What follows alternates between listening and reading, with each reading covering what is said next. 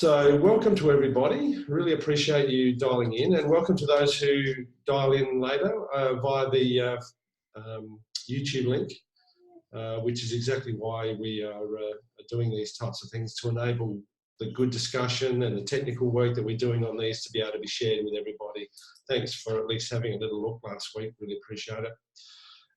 I've got some really good feedback from the way that the program is now working. With the Friday meetings, first Friday of the month. That was a fantastic catch up the other day, and also the ability now on Wednesday nights to be able to be more technically based and recorded. So thanks to those who are live, and thanks for those who are dialing in. A couple of little bits and pieces for people. Mia is probably on the plane coming back from Bali. She spent a week in Bali doing some meditation, which you might have been aware of, Beck, but it sounded particularly nice. So she sent me some photos which looked particularly beautiful. Particularly nice of her to do that in this weather, isn't it? So yeah, I hope you had a great time, Mia. Yeah, which is great. So hopefully she comes back refreshed and had a good break for the first time in ages. Annalie and Yanni are actually in South Africa. Annalie was hoping to dial in tonight, but they've had a dramatic occurrence in the work that they're doing in South Africa. Yanni is doing some pretty massive work with a large organisation over there, which is very exciting for both of them. So they've had to go to South Africa, which is, again, a massively risky operation, but very exciting from their perspective. There goes Matt. So today's agenda, now that Matt is heading off, I want to talk a little bit about writing a book, because it's been a #1 subject for quite a number of people for quite a while now. And it specifically came to me after being the very lucky recipient of a signed book from Beck last Friday, of which I hope she's very proud of. Started to read it, it's excellent. But then thinking about the fact that Annalie has written a book, and then we have Kate, who has written a book. And even for someone like me who wrote an eBook, which was like 1,000 words, I mean, that's really, really big for me. So I want to talk a little bit about that process shortly. Hopefully Belle Ryan will be able to come in a little bit later. She's got a client meeting, and we can hear a little bit more about Belle. And then we're really lucky to have Josephine to come and talk to us about a situation which is close to her heart, which is the really interesting stuff that she's been through in the last 12 months with the social experiment. So thanks, Jo. So we might start off with writing a book. I can't say that I ever thought that I'd ever write 1,000 words. And I can't say that I would have ever met somebody who did what Annalie and Yanni did, which was to write 380 pages or something on a particular subject. But as Lucy and I were chatting about briefly in our catch-up today, it really is a great opportunity for people with the skill set to get their IP in one place, and then it enables them to use it as a basis for their business effectively. So, Beck, congratulations on your book. It looks fantastic. Please let us know where we buy it. And once you have that up and running, let me know so we can advertise it for you on LinkedIn. Thanks very much, mate. But would love to hear the story, please. So this was a pretty interesting one, where I actually went over to Sydney to do a course about 2.5 years ago. And as part of that personal and professional development course, where there must have been somewhere between 50 and 80 people in attendance, one of the ladies who was there was part of a publishing organisation. And she had spoken to the organisers of the course, who then put out a promotion there during that week to say anybody who would like to co-contribute to this book or series of books, we're offering you the opportunity for a fixed price to be able to contribute a chapter to the book. It means that you will get access to the editing, will have the books published and printed and distributed for you, all the proofing, etc. And so I thought, what a great opportunity to get my message out there. So I put my hand up along with 15 other people who contributed to this book, Elevate Your Life. And each of us had a different take or a different lens on that, personal or professional.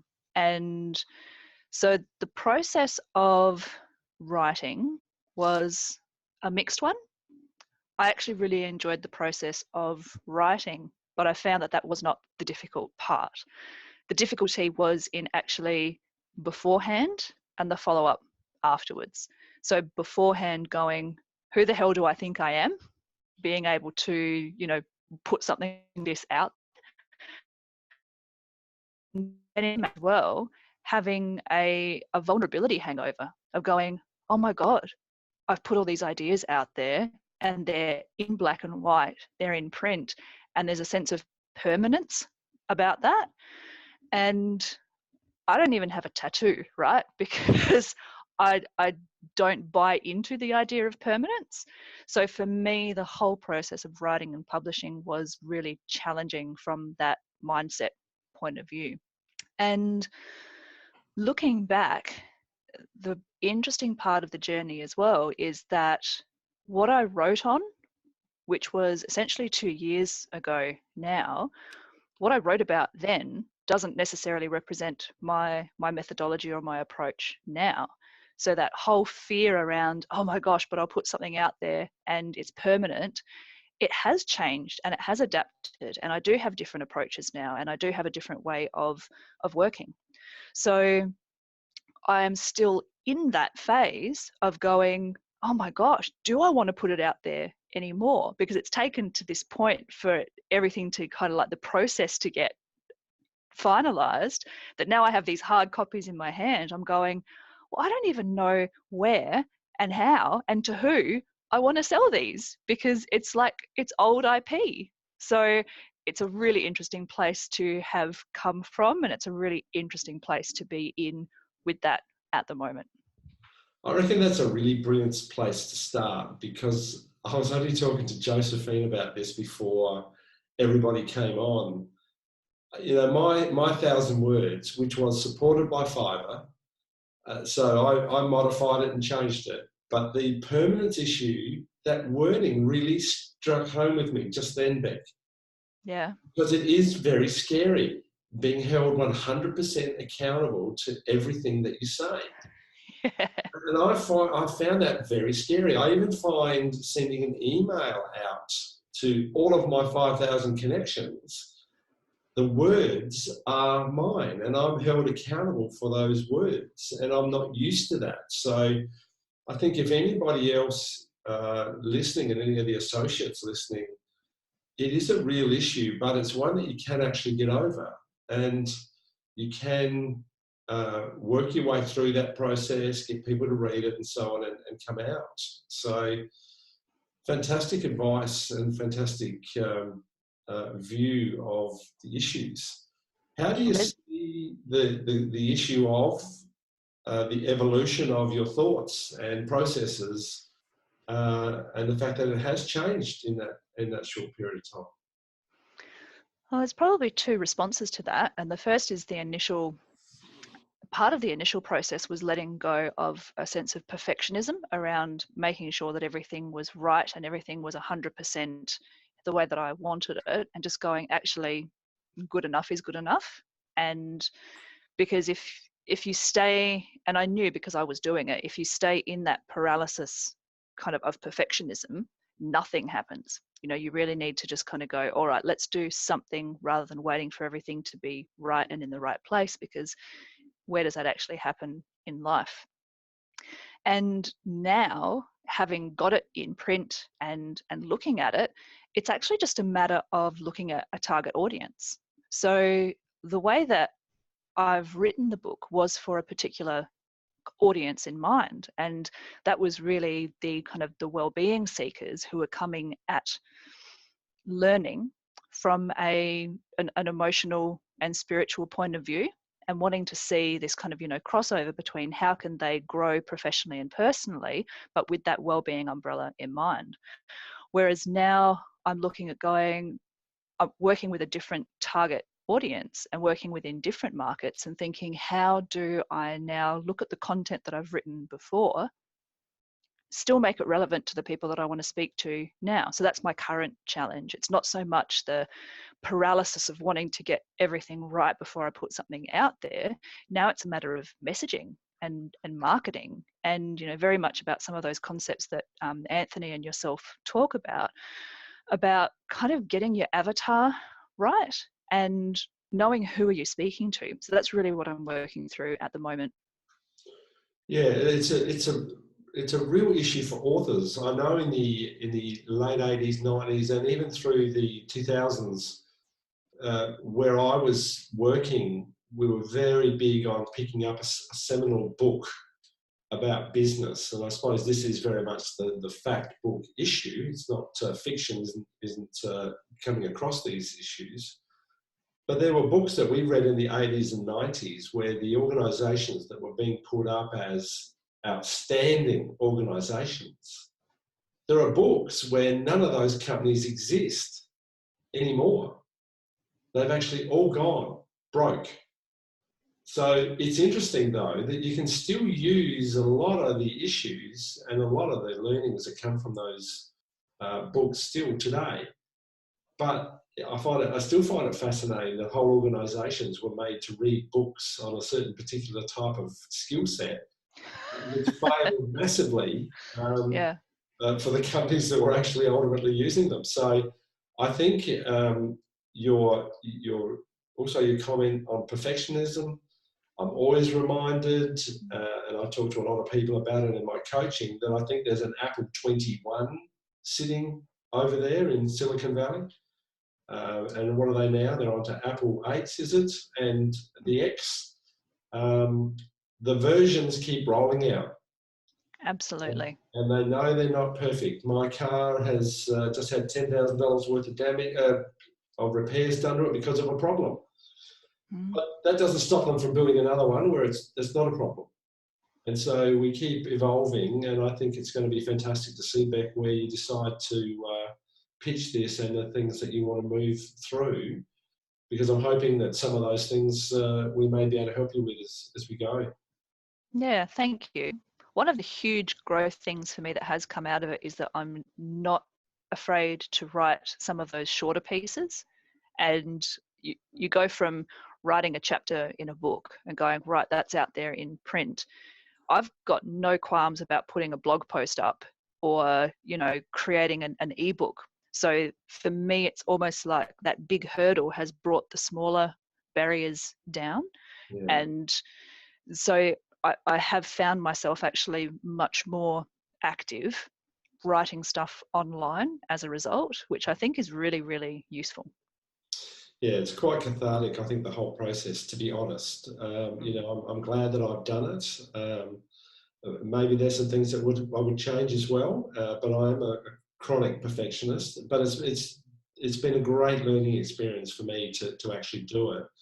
Lucy, I don't know whether you're able to make some comments, because Lucy, Kate can't make it tonight. She's entertaining some people, but I'm really interested in Lucy's perspective, because she really held Kate's hand as she wrote 25,000 words on a weekend or something, which in a week, yeah, she's crazy. In a week, which probably is the definitive difference between men and women, probably, isn't it? Because I would have written about 1,000. I think she's a very determined human being. I think I've helped a couple of. I've worked with a couple of different, particularly coaches, with their creating a book. And it's interesting you're talking about perfectionism, because I find a couple of my clients that I've helped initially have a really quick look at where they've started, and then they've taken that feedback away, and now they're in the process of finishing their book. It's taking a long time, and the problem they have is perfectionism. It's that issue they started. The ideas might not necessarily all be there to begin with, But then the other part is handing it over to somebody else for an edit is really scary because it's your baby in so many ways. Just like my baby is making too much noise over there. So that process of handing it over and saying, this is done now, I'm at peace with where it's at, and moving on to the next step is really challenging for a lot of people. Yeah. So would you like to just maybe go through, for those of us who haven't written a book per se, and I'm interested also, Beck, for your comments in, the process of starting it, the middle, how you go through that, just how you get to start the process. Yeah. Well, I know for Kate, so she's been working with, as part of a program that helped her write the book, and a big part of that was creating a genius model. So that's a way of distilling her ideas and her thesis in everything that she does into 3 pillars, and then there's overlapping areas. And I know for her that really helped her clarify her thinking and the way she structures everything that she does. So that also lends itself to a structure for the book. And that's made her life a whole lot easier. I think without that genius model, there's no way she could have written what she did to do. So like a template, is it? Yeah. So, but you have to work on creating that model to really reflect your ideas. And that's been a process for her that has been taking, I think, 18 months. But she's really happy with where it is now. So that became the foundation for the book. She chose to use a lot of blog posts that she writes. She's prolific with her blog writing. And so that lended itself really well to writing the book, because she was able to use all of those blog posts as the inspiration or as examples of what she was talking about. So a lot of chapters start with the blog post where she talks about a particular client or experience that she's had, and then she could talk to it. So that really helped pattern it out. And then she went off on this crazy retreat, and she got all of her words out, which was really good.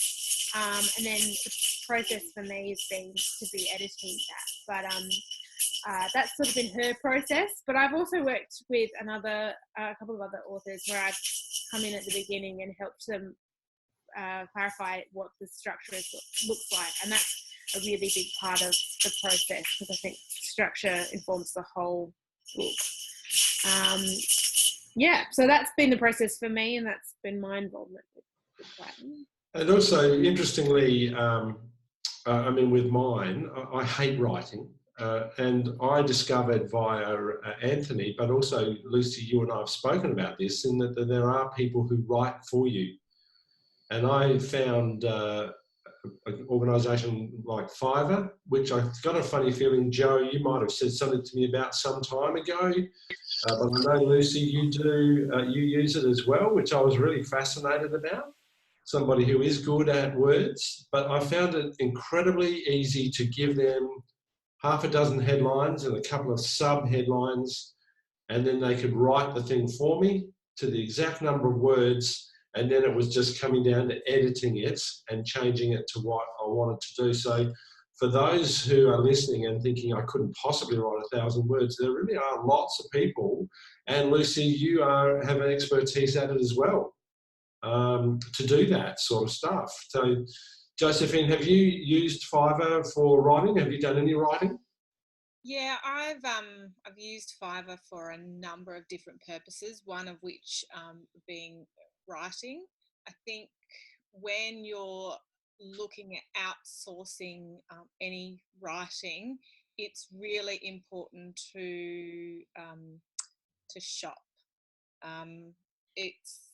And I think the other thing that's also important to do is to make sure that when you work with someone who's going to write on your behalf, they don't know and understand your language unless you've worked with them for a long time. So when I've used companies like Fiverr or outsourced any creative writing, it's really just been to develop the skeleton and the meat, and I've then had to go through it and make sure that it's in my writing style, and it truly is saying the key messages that I want it to have. Yeah, I think that's really true. When I was lucky enough, it took me a couple, but I found one. Luckily, American writers, they in many cases are the home of business theory. So there are a number of people who have that capability, but having neat as every second word isn't ideal. So you do have to Australianise it. So having wow in a sentence isn't probably what we do in our writing. So it's really important. But in my first effort, there are so many people around who within the group who are prepared to help as well. Claire Dollard, as a strategic marketing expert, was so happy for nothing to help me and design things for me and get colour schemes going right. So there's so many people in the group who are able to help and give the confidence to go through that process. So thanks, Joe. Sorry, Lucy, you also, though, write your own stuff a lot, don't you? You're not only using Fiverr, that's sort of belittled a little bit what you do. Can you tell us about the sorts of things that you've been doing for other people who are writing their own books? So yeah, I've predominantly been writing for website content, and one of the things I love to do, I like to get stuck into the editing process and pull things apart and provide feedback in terms of not only structure and grammar and all of those sort of the meat of it, but really get stuck into the meaning and tone. Tone's a really important factor in a book, and what I like to work with people on is making it sound like them. So I do a lot of my work is with branding, and with working with businesses to especially with sole traders, to make sure that everything that they produce in terms of their content on social media, and in whether they're writing a book, whether it's their website, sounds and looks and feels like them. So we were saying about exporting the job of writing to another person. I start every single writing job with a one-to-one where I really break down the voice of the person that I'm trying to replicate, because that's a really important thing. And it's too important, it's too personal, I think, writing. Any piece of writing that's out there that's to reflect you, it's too important and too personal to not sound like you. And coming back to what we were talking about, perfectionism, I think a lot of people get hung up on not crossing all their T's and dotting all their I's, and getting really worried that it might not be perfect grammatically and it might not be perfect. Every idea is not coming across as they want, but as long as it sounds like you and it's reflecting your idea and your vision, that's the main thing. And so I'm happy. I've worked with clients where they've said, don't worry about, it doesn't have to be. I say to them, sorry, that it doesn't have to be perfect. Like, it doesn't matter here that you've got mistakes. It sounds like you, and you're getting your point across. So, thank you. I'm just gonna have to. That's okay. Thank you very much for your priorities, Beck. How many words was your part of the book? Sorry, what was that, John? How many words was your part of the book? My goodness. I actually don't remember how many words it was. I'm sorry, I can't give you that. No, that's okay. I do know that there was an estimate that we were offered, kind of pictured around this level, in that number of words. And something that really did help me, along with the structure of going, all right, here's a guideline, was also the accountability of then having to provide a certain number of words to an editor by a time point, and then being followed up on that as well.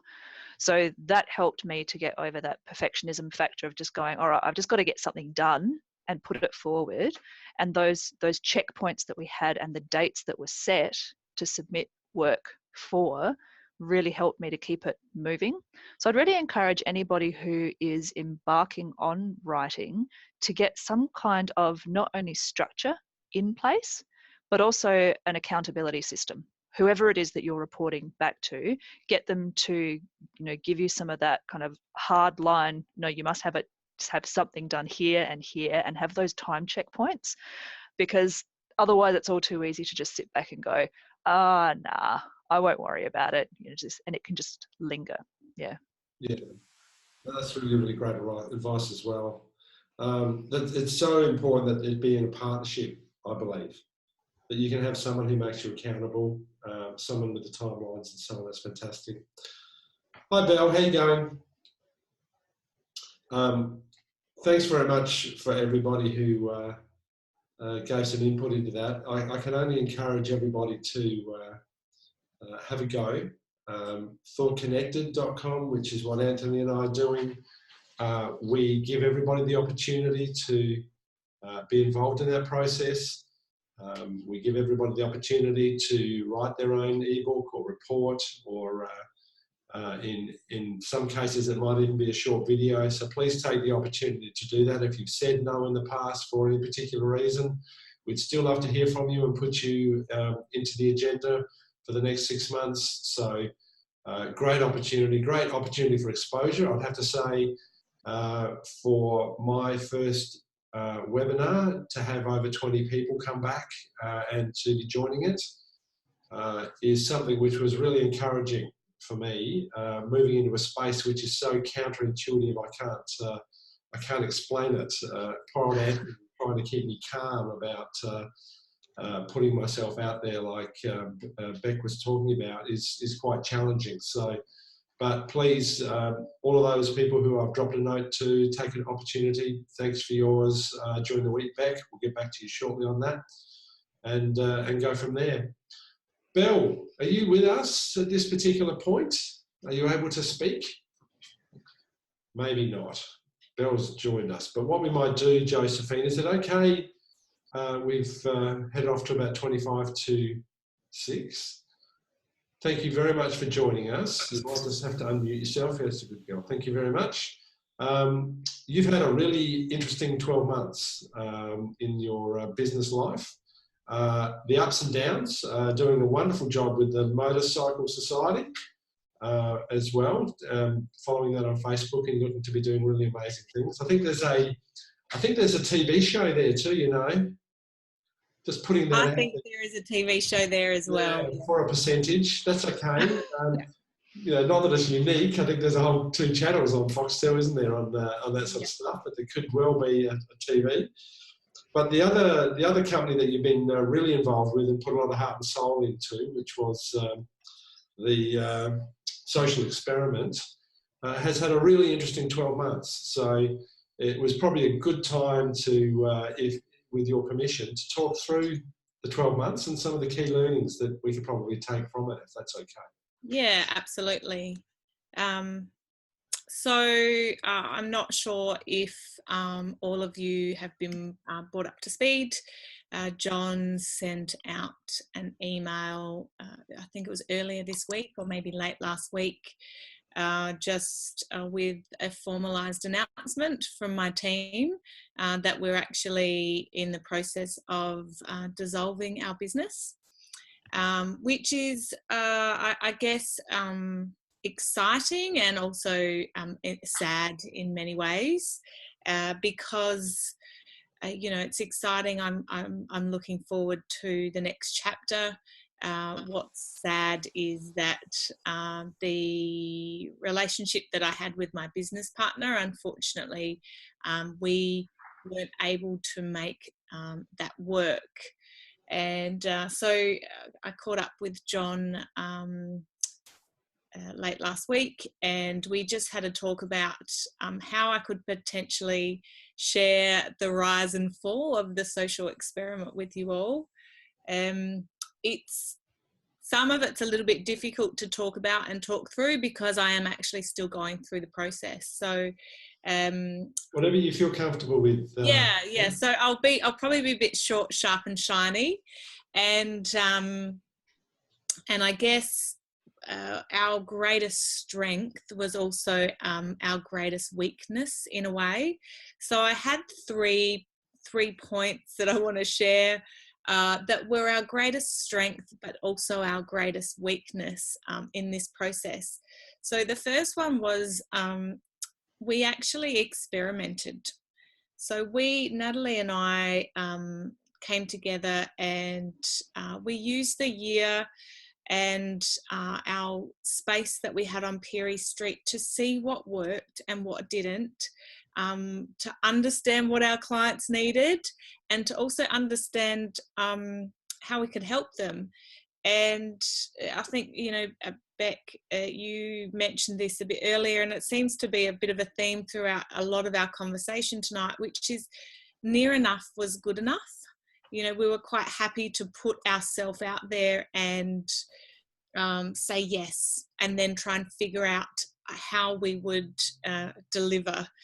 On the flip side to that, however, I think, you know, the downfall to that was we weren't entirely clear on what our service offering was. We talked about being change managers, and although change management is quite clear to us and what that service looks like, most people that you talk to don't know what a change manager actually does. So not having that clarity around what our service offerings were probably led to some of the fall of the business. The second point that I have, I'm actually reading my notes, so I apologise as we talk, was we were really social. So we had, for all of the people that were a part of our team, we had a Facebook group that we interacted with each other on a weekly basis. We shared life with the people that we worked with through things like social media. We really reached out to our extended networks, and our extended networks really were the ones that gave us opportunities and gave us that ability to be able to experiment. Sort of, you know, they threw work our way, and we also quickly created partnerships. So for us, we had a number of other companies that we saw very similar or saw synergies in what we offered, and created partnerships quite quickly, which again just created more and more and more opportunities for us. We actually, over the course of the last 12 months, we actually worked with 16 different clients, and some of them quite major projects, which was an amazing opportunity. Again, the flip side to that for us, yes, we were social, but unfortunately we didn't work together as a team. And when I say that, I talk predominantly about myself and my business partner. We didn't create that intimate relationship where we moved forward and allowed our strengths and weaknesses to complement each other. So it was very much an individual race on both of our parts. And I think if you've attended any of the events that Nat and I have run, the inside joke was you either get Nat or Joe, you don't see them both in the same place, which, you know, it's hard, and life gets busy, but it was very much a reflection of us not creating a cohesive team and being united that way. The third, I guess, and really final point that I had in that was for both Nat and I, we both wanted to revolutionise change management as a discipline, and that's what brought us together. On the flip side of that, we did not have an aligned vision. We did not have alignment around what success looked like to us. And we thought that, we didn't realise. We figured, we both wanted to know, and that was good enough. So part of the difficulty that we had is we didn't ever sit down and create a strategy. We didn't sit down and create vision or values, and we didn't spend any time understanding what the type of business culture was that we wanted to have in the organisation. And look, irrespective of if you're working alone or working with a partner, it's really important to make sure that these things are either bullet points that you have or, you know, a picture that you've drawn or something that you have sitting around your office that you can look at on a regular basis, so that you know when to, you know, how to keep true and keep focused on that vision. It's, you know, irrespective of the size, it's really important to do that, because it protects you from yourself, and it protects you from your clients and people that you align yourself with. So that for us, I guess, was our you know, our 3 key rise and fall moments. For me now, I'm moving into a new business, and really don't feel like I'm starting again, but feel like I'm surrounding myself with the knowledge and the people that I've met over the last 12 months to create the next part of this journey. And I think probably the biggest key takeaway for me over the last 12 months was, as a business owner, my responsibility is to think, to sell, and to deliver. That's it, those 3 key things. The rest of the stuff, I encourage all of you to either outsource or automate. And, you know, John's spoken a bit about outsourcing tonight, and also, you know, when John's talked through some of the ThoughtConnected stuff, there's a lot of process automation and sales funnel automation that happens in there. If we don't outsource or automate, and, you know, or if we do all those things ourselves and don't spend the time thinking, selling and delivering, what happens is the operational work, you spend too much time doing the operational work, and outsourcing and automation now is no longer a luxury, it's a necessity, because everybody's doing it. And so if you don't, someone else will be doing it, and they'll actually be spending their time thinking, selling and delivering to your clients. So I guess that's probably, like I said, my biggest takeaway for the last 12 months has been focus on those 3 things, and outsource and automate as much as possible. Thank you very much. Thanks very much. Really appreciate that at such short notice, and with things being fairly raw. Can I ask you a couple of questions without notice in relation to the process of starting your business and then going through the last stage of having to close it? Yeah. Obviously, it's one of my pet babies, because it's what the eBook is about, effectively, when you set your business up. But I'm really keen, from a user's perspective, what are some of the things that you would be focusing on to tell others who are starting their own businesses and so on? Yeah, so I think the main thing is set it up properly to begin with. So it becomes expensive to be cheap, right? So I'm not sure, it's quite a common saying, I've heard it multiple times, it's expensive to be cheap. And it really is expensive to be cheap. We started our business based on not really seeking a lot of advice up front. We created a company through an online company that, you know, it's pay $500 and get the off-the-shelf company with all the stock standard shareholders agreements.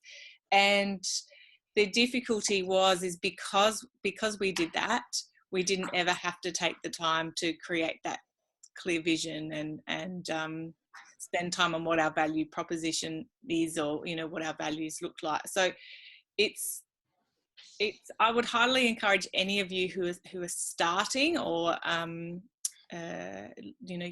looking for this opportunity, make sure that you spend the money up front. It does cost, but it's important to build a business with an exit strategy in mind. Thank you. What about in relation to your insurances and accounting and stuff like that? Anything that we can learn from there? Yeah, absolutely. So for us, again, please get advice. Please use the team that John's pulled together to get advice. One of the things for us that I would never have thought of is that because I've been running my own company for the last 12 months, I still have to think about the ramifications of any advice that I've been given in my new company.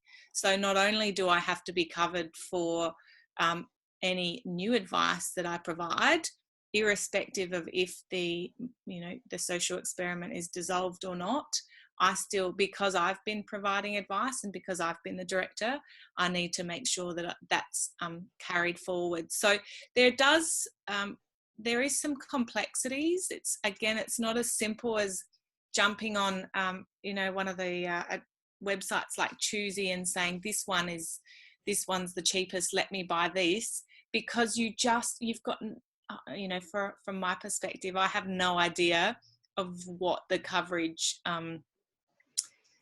what that insurance covers, and I need to make sure that I'm protected moving into my new business, and for work that I've previously done.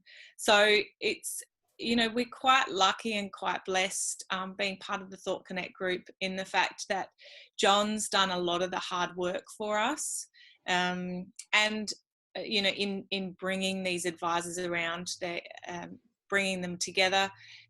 All of them offer some time for free, which is relatively unheard of, just to be able to talk through what best practice is. And if you're going to get into a business structure or a company structure, it's again, it's no longer a luxury. These things are a necessity. No, thank you. Thanks very much for your time. Thanks for telling us what you've been through in the last 12 months. We are absolutely all behind you 100%, as you know, and we are all here for you if you need some support. Thanks very much for that. Belle Ryan is with us, but I don't think she is. So with Matt not being able to speak, that will be our session for today. Thanks very much. We will get this out to you all by YouTube in the next 24 hours. Would encourage anybody who's listening and wasn't in on the conversation today to speak to either Josephine, Beck, Belle, or Lucy, or always give me a call if there's anything we can do. But thank you very much for everybody who's dialed in, and thanks everyone for your input. And we'll have Matt Gorge on next month, and we'll see you on our Friday catch up in early September. Thank you very much. Thank you, John. See you later.